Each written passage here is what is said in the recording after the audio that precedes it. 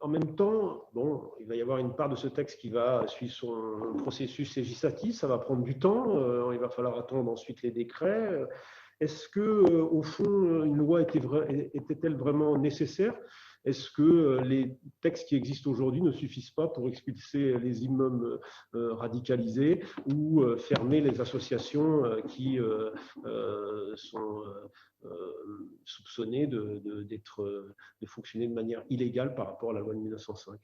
Alors, c'est une très bonne question.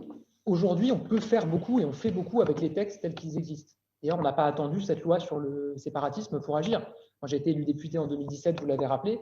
Un des premiers textes que j'ai voté, visant à renforcer la sécurité intérieure et la lutte contre le terrorisme, a permis de créer une disposition législative pour fermer les lieux qui prêchent la haine. Ensuite, on a mis en place ce qu'on a appelé une stratégie d'entrave. Qu'est-ce que ça veut dire? Ça veut dire qu'on a identifié sur le territoire des quartiers, des villes, où on a identifié des dérives séparatistes, la radicalisation, et on a regardé dans le droit tous les moyens juridiques qui permettaient de fermer des débits de boissons, des associations, des écoles clandestines, pour lutter contre ces dérives, y compris avec des moyens, entre guillemets, détournés.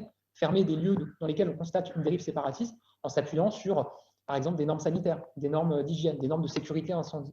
Ça a une vraie efficacité. On a plus de 200 lieux qui ont été fermés au total sur un an. On a renforcé notre droit, notamment pour les écoles hors contrat, avec la proposition de loi Gatel, qui permet aujourd'hui de mieux encadrer et de fermer des écoles hors contrat dans lesquelles on constate des dérives.